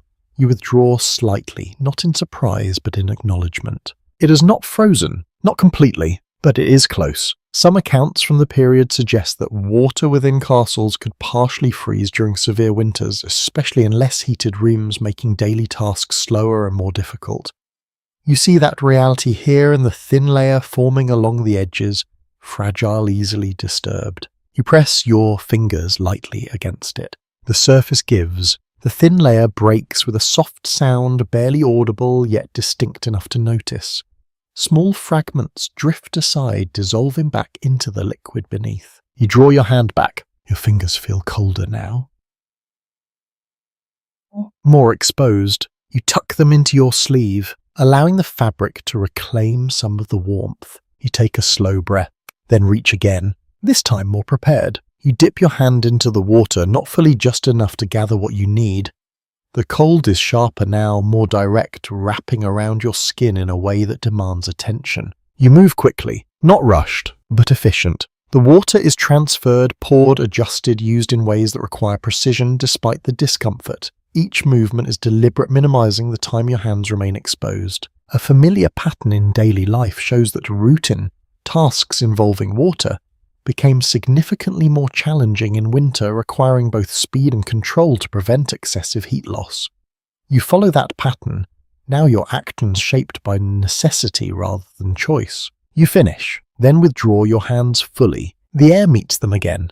Cool, but less intense than the water. You rub them together briefly, not for warmth alone, but to restore movement. The friction helps, a little. You flex your fingers, then tuck them back into your sleeves. Holding them close, you step back from the vessel. The room remains quiet, unchanged, its cold steady and even.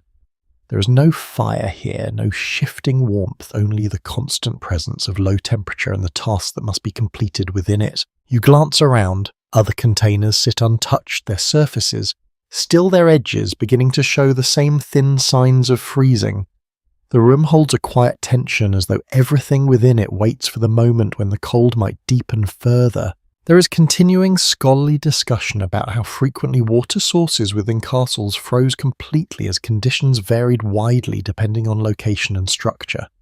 You sense that uncertainty here, the balance between liquid and ice, between use and obstruction. You take another breath, then turn, leaving the room behind. As you step back into the corridor, the air feels slightly more forgiving, though still cold. Your hands remain tucked away, slowly regaining their warmth, the sensation returning in small increments. You walk, measured, steady. The experience lingers, not as discomfort, but as awareness. Water behaves differently in this cold, just as fire does, just as air does. Each element requires its own approach, its own understanding. You continue along the passage. The light shifts slightly ahead, not as strong as the kitchen, but enough to suggest movement activity, a space where the cold is shaped by more than stillness alone. You follow it. Your body adjusts once more. Your cloak settles around you. Your breath remains even. A subtle but revealing habit appears in records describing how servants learn to limit their exposure to cold water by organizing tasks efficiently, reducing unnecessary repetition.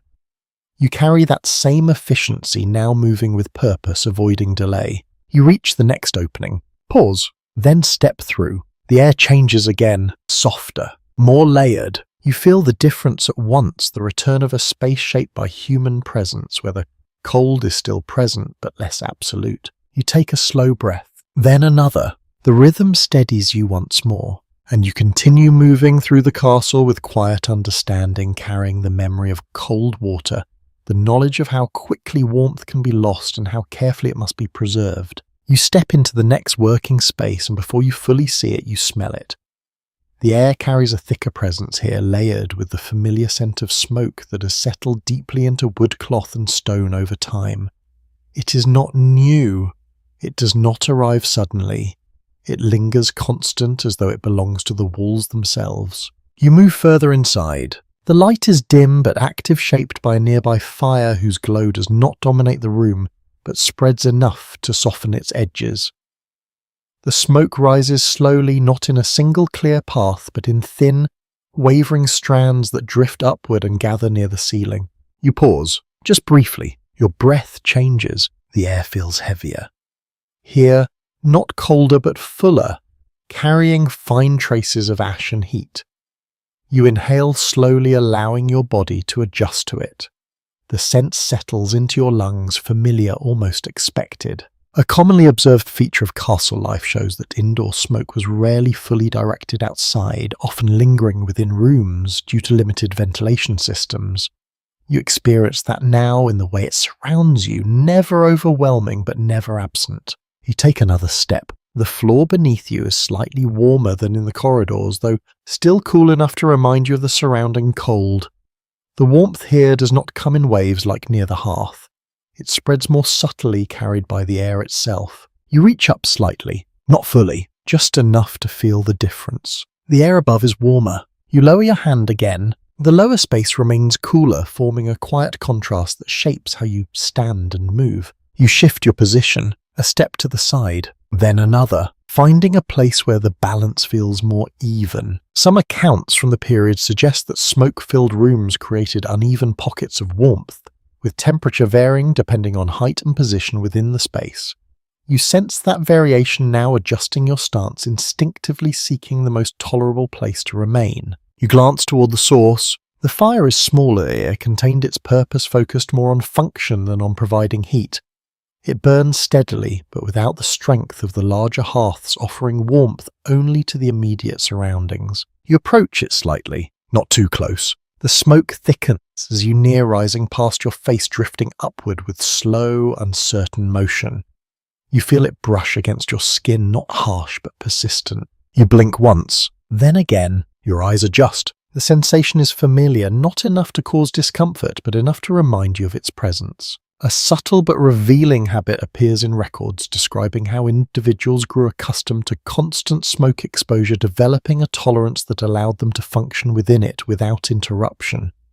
You feel that tolerance now, the way your breathing steadies, the way your body accepts what it cannot change. You move past the fire. The warmth fades slightly. The smoke remains. It clings to your clothing, settling into the fibers, becoming part of them in a way that does not easily wash away.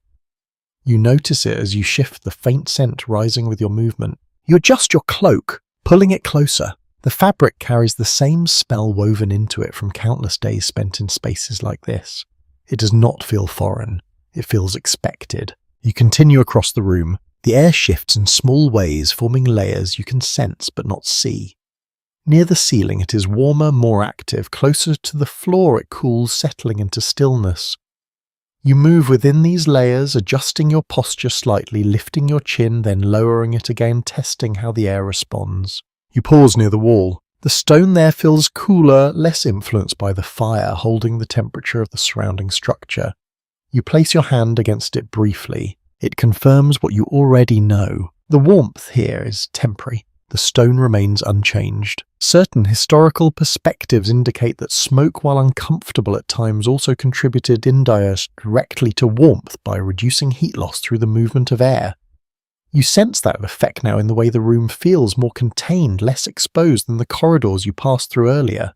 You take a slow breath, then another. The rhythm steadies you once more. Around you, the quiet work continues. Objects are moved, adjusted, placed with care. The sounds remain soft, never rising above, a gentle level blending into the background of the space. You move again, your steps light, your movements controlled. The cold is still present, but it has changed in character. It no longer feels as sharp or immediate. It is softened slightly by the air, by the smoke, by the presence of heat that lingers even when not directly felt. You pass another servant, their face partially obscured by the dim light and drifting smoke. A brief glance is exchanged, nothing more. There is no need for words here. The environment speaks clearly enough. You reach the far side of the room. The air begins to shift again. The smoke thins. The warmth lessens. You feel it at once, the return of clearer, colder air as you approach the exit. It brushes against your face more sharply now, no longer softened by the layered atmosphere behind you. You pause at the threshold, just for a moment, then step through. The corridor greets you again with its familiar chill, steady and unchanged. The scent of smoke remains with you, carried in your clothing, lingering in your breath, a quiet reminder of the space you have just left. You take a slow breath. The air feels lighter now, cooler, more direct, and you continue moving forward once more, carrying with you the layered experience of warmth and smoke of spaces where the cold is softened but never fully gone. You move deeper into the corridor again, the air clearing slightly as the scent of smoke begins to thin, though it never fully leaves you. It lingers in your clothing, in your breath, a quiet companion that follows wherever you go. The light dims, the passage narrows, and with each step the castle feels more distant from the warmth you left behind. You continue, your pace steady, your body already adjusting to what lies ahead. This part of the castle feels different, quieter, more watchful. You notice it first in the sound, or rather the absence of it. The usual rhythm of movement fades, replaced by long stretches of silence broken only by the faint echo of your own footsteps. You slow slightly, not out of caution, but awareness. The air here is still, heavier. It settles against your face, your hands, your clothing without movement to soften it. The cold feels more direct in this stillness, pressing evenly rather than brushing past. You draw your cloak closer, then lower your chin, reducing the exposed space where the air can reach you. These adjustments come easily now, almost without thought. You reach a small alcove. There, a narrow opening reveals a view outward, though limited. The light that enters is pale and distant, filtered through the early day, offering more visibility than warmth. You step near it, just enough to look. The outside world stretches beyond, covered in frost, the ground pale, the air beyond clearly colder than what you stand within now. You do not linger long. There is nothing to gain from extended exposure. You step back. The corridor feels slightly warmer in comparison, only slightly. Some accounts from the period suggest that servants assigned to watch duties often endured prolonged exposure to colder areas of the castle, especially near openings where visibility was required. You sense that reality here in the positioning of this space, in the way it invites observation, while offering little protection. You move on. The passage continues, leading you toward a small station where another task awaits.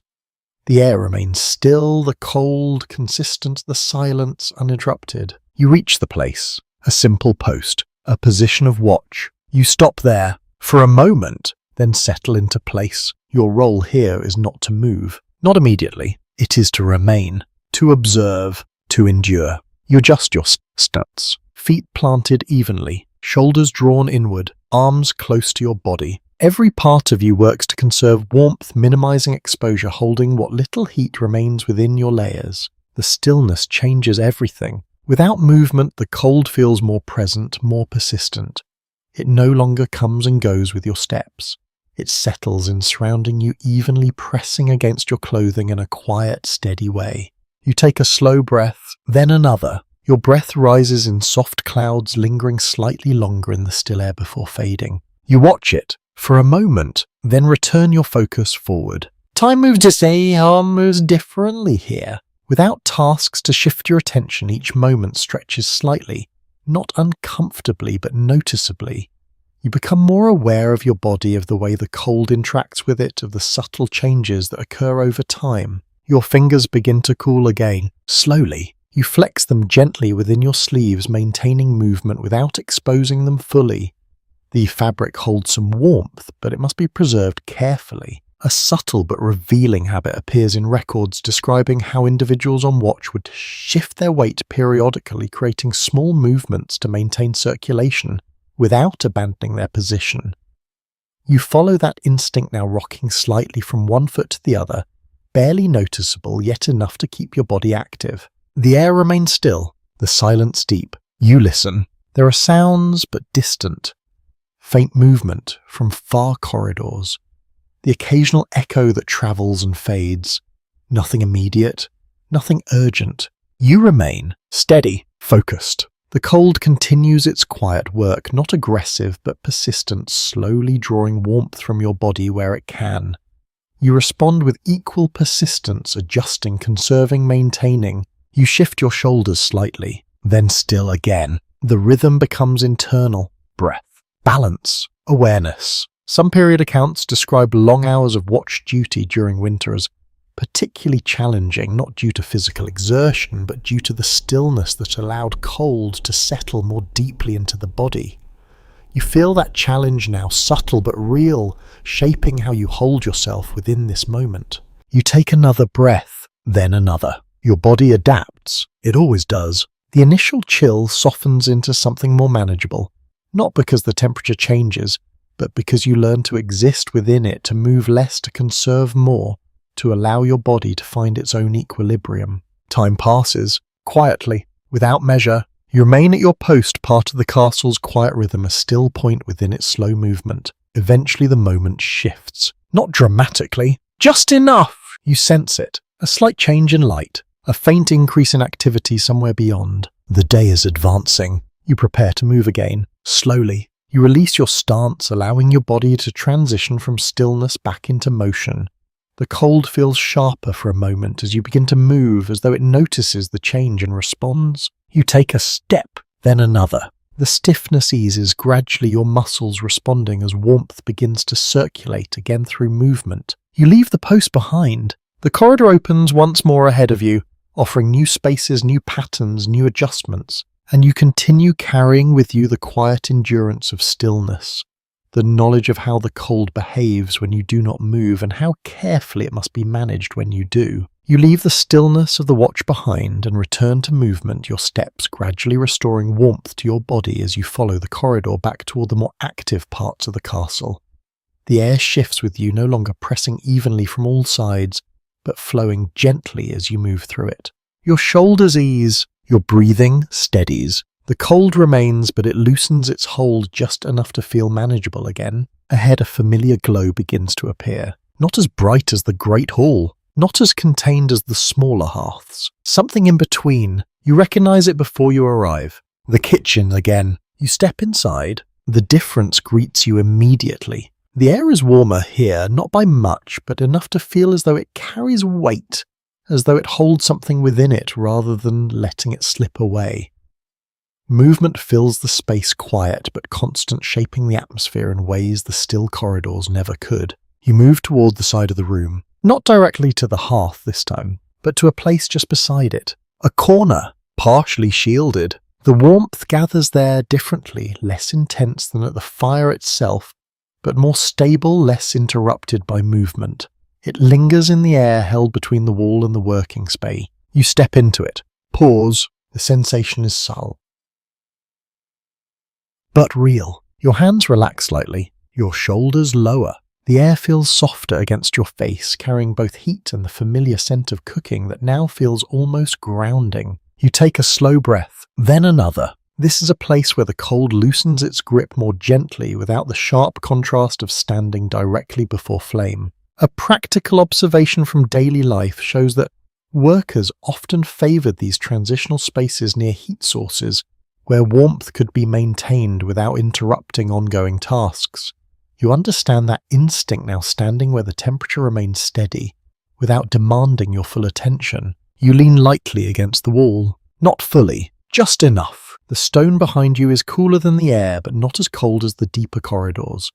It creates a balance, a steadying effect that allows you to remain here without constant adjustment. You hold your hands closer to your body, no longer tucked tightly, but not fully exposed. The warmth reaches them gradually, not in a rush, but in a slow, even spread that feels easier to maintain. You listen. The kitchen hums quietly around you. Wood shifts in the hearth. Liquid stirs in a pot. Footsteps pass. Voices remain low, barely rising above the natural sounds of work. Everything blends into a calm, steady rhythm. You remain still for a moment, then shift your weight slightly. The warmth remains. It does not vanish with movement here. It holds. You notice that difference. Small, but important. A small but telling detail appears in accounts describing how individuals learn to identify these stable pockets of warmth, returning to them whenever possible throughout the day.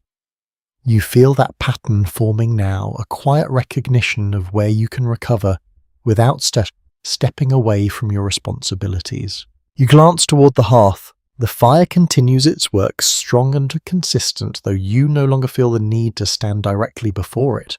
The warmth it creates reaches you here in a more tempered form, softened by distance and space. You adjust your cloak slightly, loosening it, just a little. The air here allows for that. You do not need to hold everything tightly closed. You allow a small opening, then pause. Testing. The warmth remains sufficient. You let your shoulders settle. Your breathing deepens. In, out. The rhythm slows. Your body responds not with full relaxation, but with a quiet release of tension that has been held since the early hours of the morning. Contemporary descriptions often note how kitchens served as informal gathering points for brief recovery, where warmth and activity created an environment more forgiving than other parts of the castle.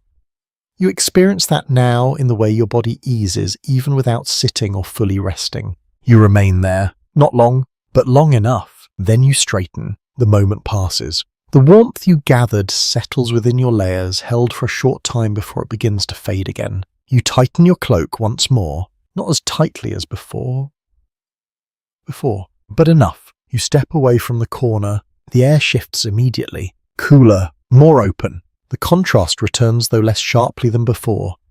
Your body adjusts quickly, maintaining what warmth it can as you move back into the flow of the castle. You glance once more toward the space you leave behind. The corner remains quiet, steady, waiting. You know you will return to it again, not by plan, but by instinct. You continue forward, your steps even, your posture steady. The cold no longer surprises you. It no longer interrupts. It exists alongside everything else, part of the rhythm you now move within. You take a slow breath, then another, and carry on holding the memory of that stable warmth, a small advantage that will guide you through the hours still ahead. You leave the kitchen once more, stepping back into the corridor where the air feels cooler, thinner, less forgiving. The warmth you gathered lingers briefly, then begins its quiet retreat, slipping away with each step you take. Your body responds automatically. Your cloak draws closer. Your shoulders fold inward. Your hands return to the shelter of your sleeves. The castle continues its slow rhythm around you. Yet there is a subtle shift now.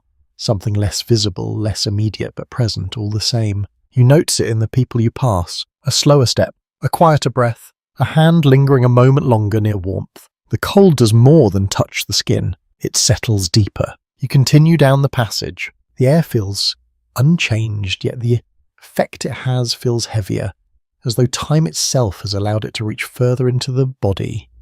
You take a slow breath, feeling how it enters your chest, not sharp but steady, carrying a weight that was less noticeable earlier. You move toward a smaller room. Inside the light is dim, the space quiet. Occupied. You step in, carefully. There along the wall, someone sits wrapped tightly in layers, their posture drawn inward, conserving what warmth they can. Their movement is minimal, their presence still. You pause, just for a moment, observing. There is no urgency here, no immediate task, only the quiet effect of the cold as it lingers over time. A practical observation from daily life shows that extended exposure to low temperatures often reduced energy and slowed movement even when individuals remained active. You see that effect now not as weakness, but as a natural response to the environment. You step further inside. The air feels still, the cold settled. You take another breath, then another. Your own body feels it as well, the subtle drain that comes not from sudden exposure but from steady, unchanging conditions. It does not alarm you, it does not demand attention. It simply exists, shaping your movements, your pace, your awareness. You shift your weight, then step back. The room offers no additional warmth, no relief beyond stillness. And you understand without needing to linger that staying here too long offers little benefit. You return to the corridor. The movement itself brings a slight change, a small return of warmth as your muscles engage once more.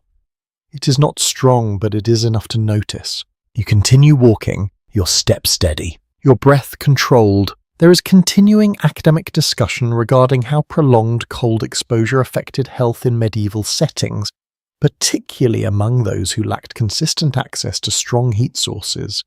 You feel a quiet trace of that concern now, not as fear, but as awareness, a recognition that the cold is not only immediate but cumulative. You pass another servant. Their posture mirrors your own, arms close, head lowered slightly, movement measured. There is a shared understanding in these small details, an unspoken recognition of the conditions you all move within. You glance briefly, then continue. The corridor bends, the air shifts slightly, not warmer, but less still. You feel it brush faintly against your face, carrying with it a subtle change that breaks the uniformity of the cold. You welcome it, even small variations matter. You adjust your cloak again, smoothing the fabric, ensuring it remains close. These repeated movements have become part of your rhythm, small acts of maintenance that preserve what warmth you can hold. A small but telling detail appears in accounts describing how individuals learn to monitor their own condition in subtle ways, noticing early signs of fatigue or cold before they became more serious. You sense that awareness within yourself now, the quiet attention to how your body feels, how it responds. You take a slow breath, then another. Your chest rises, falls. The rhythm remains steady. You continue. The castle unfolds once more, each space offering a slightly different balance, yet none escaping the presence of winter. You move through it with growing understanding, adjusting not only to the environment but to the way it changes you over time. You feel it in your hands, less flexible than before. You flex them gently. Within your sleeves, the movement helps. A little. You feel it in your shoulders, a subtle tension. You roll them slightly as you walk, allowing them to ease. You feel it in your pace, not slower, but more deliberate, more measured. You accept these changes. They are part of the rhythm, part of the day, part of the season. You approach another opening. The light there is softer, more stable, suggesting a space where the air may be less harsh, less demanding. You move toward it, your step steady, your breath calm. The cold remains, but so does your understanding of it. And with that you continue carrying not just warmth but awareness, moving carefully within a world where even the quietest conditions shape how you endure. You continue along the corridor, your pace steady, your breathing calm, your body moving with a quiet awareness that has grown throughout the day. The cold remains with you constant as ever, yet something about it feels less unfamiliar now, less demanding of your attention. You notice how your movements have changed, not faster, not slower, but more efficient. Each step placed with purpose, each adjustment made before the cold compressed too deeply. You no longer react, you anticipate. The corridor ahead widens slightly, opening into a space that feels more central, where movement has worn subtle patterns into the floor and walls alike. The air here feels different, not warmer, but shaped by use, by repetition, by the presence of many passing through over time. You step into it, pause, then continue. The light filtering in from narrow openings is stronger now, though still pale, offering more clarity than warmth. It spreads across the stone in thin layers, revealing textures you might not have noticed earlier. The roughness of the walls, the uneven edges where time has worn them down. You run your hand briefly along the surface. Cold, still, unchanged. You withdraw it. Certain historical perspectives indicate that daily Routines shifted noticeably during winter months, with tasks often reorganized to reduce unnecessary exposure to colder areas. You feel that adjustment now in the way your path moves through more central spaces, avoiding long stretches of empty corridors whenever possible. You continue walking. Your cloak settles around you, no longer pulled tightly at every moment, but adjusted only when needed. The difference is subtle, but it reflects something deeper, a growing familiarity with the environment, a confidence in how to move within it. You pass through another archway. The air shifts again, not dramatically, but enough to notice. There is a faint layering here, a mix of cooler and slightly warmer currents, creating a balance that feels less extreme than the spaces you passed earlier. You find yourself slowing slightly, not out of necessity, but because the environment allows it. You take a slow breath, then another. The rhythm feels easier here. You glance ahead. Movement. Other servants pass through the space, each one following their own path, their own tasks, yet all moving within the same quiet system. Their presence shapes the air not by heat alone, but by motion, by the subtle disruption of stillness. You step aside briefly, allowing one to pass. A small nod is exchanged. Nothing more. There is no need for words. A familiar pattern in daily life shows that shared movement within confined spaces could help prevent cold air from settling too heavily, creating slight but meaningful variations in temperature. You feel that effect now in the way the air seems less still, less pressing, more responsive. You continue forward. The corridor narrows, again guiding you toward another part of the castle, one less travelled at this hour. The air begins to cool slightly as the movement fades, the stillness returning. You adjust your cloak, pulling it closer once more. The habit remains. The need remains. You take another breath. The cold is steady, but you are steady as well. You notice how your body responds now, not with tension, but with quiet adaptation. Your muscles move more easily than they did in the early morning. Your breathing remains controlled without effort. Even your hands, though still cool, respond more quickly when you flex them. This is not warmth, but it is resilience. There remains ongoing academic discussion regarding how repeat exposure to cold environments influence physical adaptation over time, with some suggesting that individuals develop subtle tolerances that make daily survival more manageable. You sense that process within yourself, now not as a dramatic change, but as a gradual shift. You continue. Step, then another. The rhythm carries you forward. The castle feels different now than it did when you first woke. Not because it has changed, but because you have. The cold that once felt immediate now feels familiar. The spaces that once seemed uncertain now reveal patterns you can follow. You approach another opening. The light beyond it is softer, warmer in tone, suggesting the approach of afternoon. It does not bring heat, but it brings a change in perception, a sense that time is moving forward. You pause at the edge, just briefly, then step through. The air shifts again, less sharp, more balanced. You take a slow breath, then another. The day continues, and you move within it with growing ease, carrying not just the knowledge of how to stay warm, but the understanding of how to exist within the cold without resistance, without urgency, simply adjusting moment by moment as the castle guides you through its quiet, enduring rhythm. You continue through the passage, the softer light of the later day following you in faint shifting patterns along the stone. The air feels slightly different now, not warmer in any clear sense, but less heavy, as though the long stretch of cold has eased its hold by a small degree. You notice it in your breathing. Easier, more open. You take a slow breath, then another. Your body responds in quiet ways, no longer tightening at every change in temperature, but adjusting with a steady rhythm that feels almost natural now. The cold remains, but it no longer commands your attention in the same way. You move into a smaller chamber. Familiar, used. The space carries the subtle marks of daily life, worn edges, softened surfaces, the quiet presence of repetition. The air here feels contained not because it is warm, but because it has been shaped by use, by time, by the passage of many before you. You step inside, pause, then settle near the wall. There is no fire here, no immediate source of heat, and yet something about the room feels different from the colder, unused spaces. The air is less sharp, the stillness less absolute, as though it has been disturbed often enough to prevent the cold from fully settling. You lower yourself carefully. Sit. The surface beneath you is firm, but not as unforgiving as stone alone.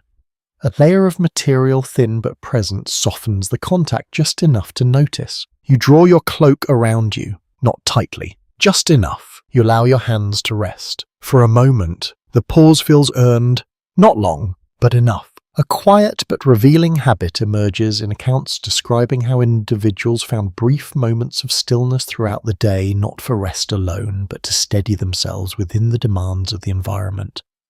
You feel that purpose now, not as fatigue, but as balance. You glance around the room. The light shifts gently across the surfaces, revealing textures you have come to recognize.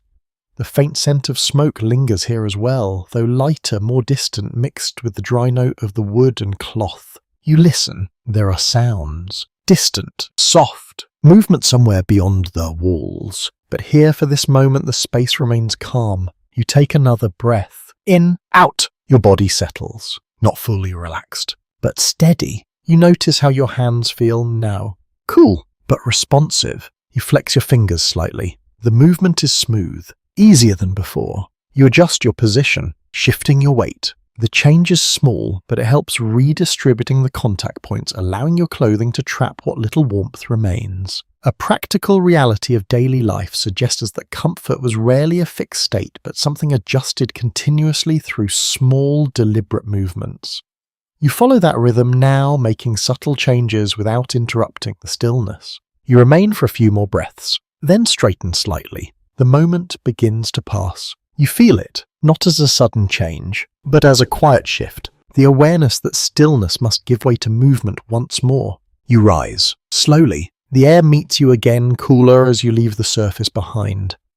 The warmth you held fades, but not entirely leaving a trace that lingers just long enough to carry you forward. You adjust your cloak, smoothing it, securing it, ensuring it sits as it should. Your movements are precise now, refined. Each action measured, each adjustment made with quiet understanding. Some contemporary observations note that routine itself became a form of stability in harsh conditions, allowing individuals to maintain control even when the environment remained unchanged.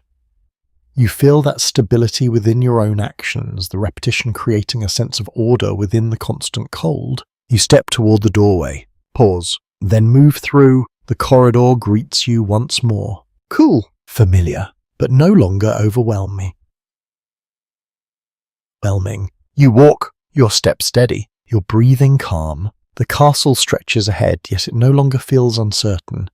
Each space holds patterns you now recognize, each shift in air something you can anticipate. You take another breath, then another. The day is nearing its quiet close, not in light alone, but in rhythm, in the way your body moves, in the way the cold feels, in the way you understand both. There is still active scholarly discussion about how individuals perceived seasonal hardship in daily life, whether it was endured, accepted, or simply integrated into routine. You sense that integration now, the absence of resistance replaced by a quiet coexistence. You continue forward, not searching for warmth, not avoiding the cold, simply moving within both. And with each step you carry the small comforts you have gathered. The brief warmth of fire, the steadiness of shared space, the knowledge of how to adjust and endure. These are enough. For now, you move quietly through the corridor as the day settles into its later hours, the light softening into a pale, gentle tone that rests against the stone without bringing any true warmth. The castle feels calmer now, its earlier movement easing into a slower rhythm, as though everything within it has adjusted to the long presence of cold. Your steps remain steady, measured, familiar. You no longer hesitate when the air shifts. You no longer react when the chill presses lightly against your skin.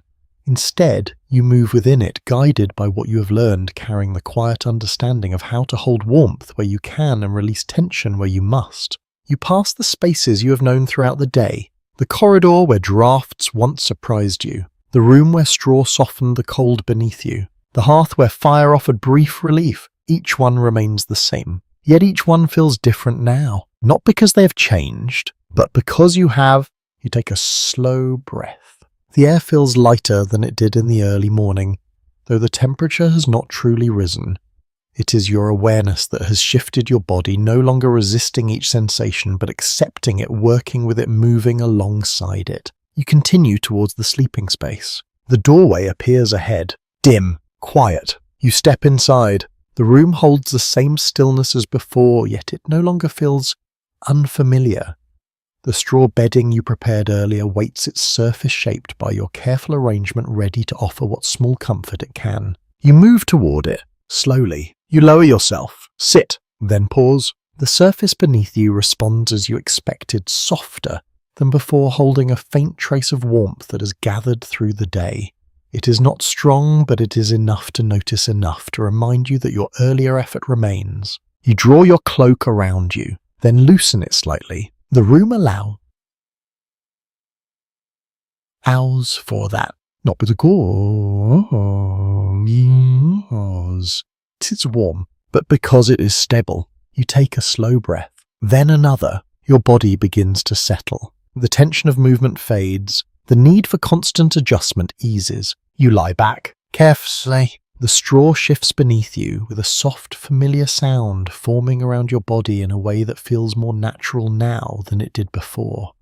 The layers you arranged hold their shape, trapping a small pocket of warmth that remains close to you. You close your eyes briefly, not fully, just enough. The sounds of the castle continue around you, distant, softened, blending into a quiet background that no longer demands attention. A practical reality of daily life suggests that rest was not always about comfort, but about creating the best possible conditions within what was available. You feel that truth now not as limitation but as acceptance. You adjust slightly, pulling the cloak closer, then settling again. Your breathing slows. In, out. The rhythm becomes steady. Even, the cold remains. It always does, but it feels different now. Less like something that presses against you, more like something that exists alongside you, part of the same space, part of the same experience. You feel the warmth you gathered throughout the day, not as a single source, but as many small moments layered together. The fire, the shared spaces, the careful adjustments, the brief pauses, all of it remains within you. Certain historical viewpoints imply that endurance in such environments was built not on large comforts, but on many small repeated actions that together created a sense of stability. You understand that now, not as an idea, but as something you have lived through, step by step, moment by moment. You take another slow breath, then let it go. Your body settles further into the bedding. The straw holds, the cloak wraps, the air stills, and the long stretch of the day begins to fade. The castle grows quieter, the movement slows, the light dims further. You remain, still, present, and as the night begins to return, you no longer meet it with uncertainty, but with quiet understanding, knowing how to move within it, how to rest within it, how to endure what it brings. You breathe in, softly, then out, and allow yourself to drift gently into rest, held within the small, careful balance you have built against the cold. The world around you softens, the edges blur, the sounds fade, and you remain steady and calm within the quiet embrace of the night. Now let your breathing slow even further, as though each breath stretches gently into the next without effort.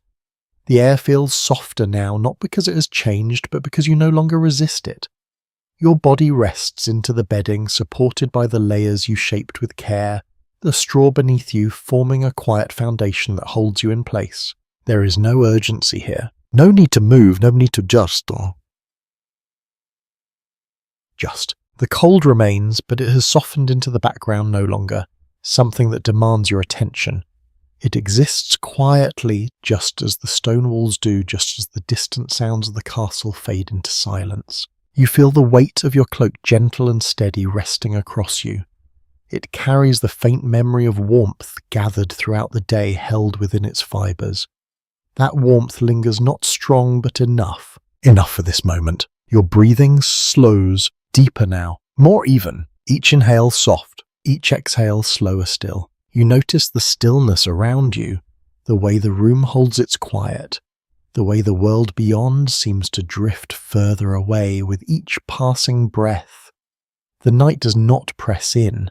It settles gently like a soft layer placed over everything. You remain calm, resting. The long day fades completely now, leaving only the rhythm of your breath, the steady presence of your body, and the quiet space you have created. And as you drift further into that stillness, the cold no longer feels like something to endure, but simply something that is there, distant, quiet, and no longer important. And sleep well,